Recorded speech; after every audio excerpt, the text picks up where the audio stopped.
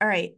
This sentence came to me while I was actually recording a podcast. I was a guest on someone's podcast the other day. And I don't know, this sentence just kind of wrapped up what I was talking about. And invite you to think about this for a minute. Stop waiting for the world to change and instead go change your world, not the world. Go change your world. I don't mean that there aren't some huge things that need to change, by the way. There's some very big problems that absolutely need to change in this world. But I'm just watching too many people wait for those changes to be made.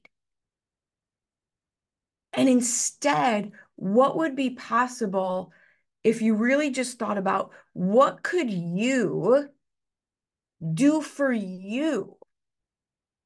Don't wait for things to be fixed or things to be better. You're giving away all your power. You're giving away all your power. My whole point of view on this, and this has to do with your job if you're employed, your business if you're self-employed, your finances, your relationship, your health. My whole point of view on this, think about this for a second. If you don't make decisions for you, if you don't make the important decisions for you, people who are not vested in you get to make those decisions for you.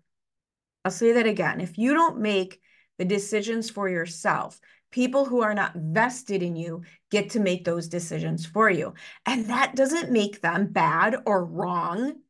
They just might not have the same priorities that you have.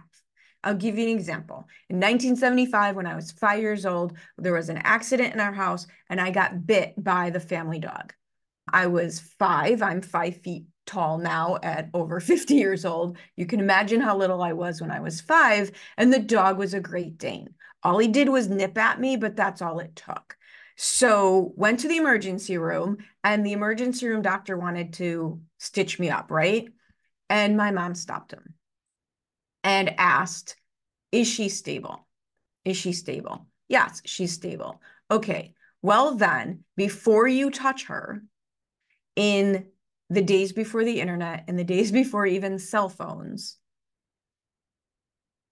my mom started the process called the family pediatrician and what have you to get a pediatric plastic surgeon to come to the hospital and take care of me. And here we are, and you can't even tell. I have 110 stitches in my face, and it's not just because of the filter on the video that you can't tell. If we were in person, odds are you can't tell. So here's the thing, that emergency room doctor wasn't wrong. He wasn't wrong. His job was to save my life. But his priority and my mother's priority were very different, or maybe even subtly different. They both wanted me to be alive, but one of those people was less concerned with whether or not I'd be scarred for life. And the other person, my mother, her primary concern was, okay, is she alive? And let's not have her scarred for life. So if you don't make decisions for you, you're giving up the power of that decision making to someone. They're not necessarily bad or wrong. They might be, but they're not necessarily bad or wrong, but they don't have your priorities in mind the same way that you have your priorities. And again, I am not saying that you need to be okay with how things are. I'm not saying that. I'm just saying you have to stop waiting for those needed changes before creating your world. While you're waiting for people or things to be fixed, you're wasting your turn. You're wasting your turn. So what messes us up? I mean, it sounds so obvious when I say it that way, like just make the big decisions for yourself in your life. But why is that so hard? What messes this up for us? I think the number one reason is we don't realize we're allowed to do something differently. So many of us are just following a path or following a person and listening to this is how it's supposed to work. This is what you need to do. This is the only way, just do this one thing. We see that in marketing all the time. Just do this one thing, poof, $1 million. And so we're following a path that we don't even realize isn't for us. It's not our path. And sometimes we're following a path that's decades old. It's the story we grew up in. I mean, all my families and friends thought I was nuts when I quit my job to start my own business, because that wasn't in my frame of reference or the frame of reference for anyone I knew. So we don't realize that we have our own path and that we have to create something for ourselves, especially as an entrepreneur, that we might have never seen before. And yes, you still have to deal with reality. You absolutely still have to deal with reality. Paying bills, you might need a different education. You might need to learn something new. And there's absolutely racism and sexism and ageism and every other horrible ism out there that you absolutely externally might be up against. But are you going to give those people the power to dictate what your world gets to or doesn't get to include? Right? Or is there a different way? And it's hard to buck the system. It's hard to go against how it's supposed to be when so many times we're working on blind faith for what we think we're creating. It's one of the things I talk to my clients about all the time. We don't always know the absolute end goal, or how it's going to look. We know what we're trying to create. We can visualize and know what we're trying to create in order to reverse engineer our business and what we need to do. But once we do that, we really can only see 1, 2, maybe 3 steps ahead. The ultimate, it's like a spiral staircase. We don't know for certain where this is going to end up. We just have to create the best plan we can with the information we have and keep moving forward.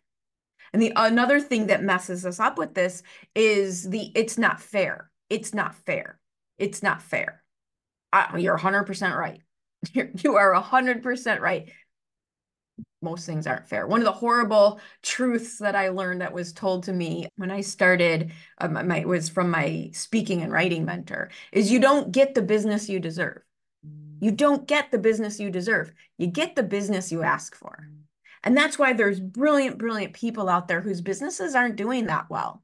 And that's why there's people who are not so great at what they're doing and they're making millions of dollars. And it's because they were brave enough to ask for the business and put themselves out there in a way that someone else might not have been. So you're absolutely right. It's not fair.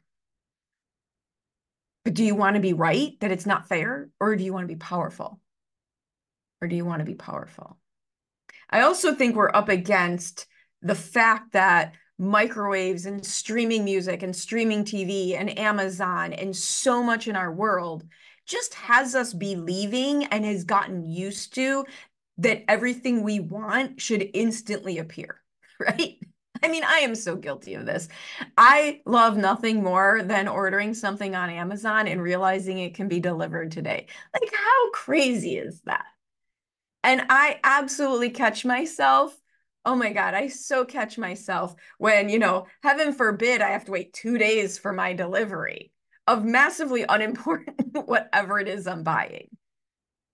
But we have this habit that's been created, this thought process has been created by our world that we should have everything we want instantly. And the truth is, I will tell you right now, the truth about creating your own world, it seldom happens instantly. I can't think of an example where it happens instantly, right? The 10 years of work that get put into becoming the overnight success, the 20 years of work. You see that like on The Voice and everything. Oh, overnight success. Yeah, but they've been at this since they were children.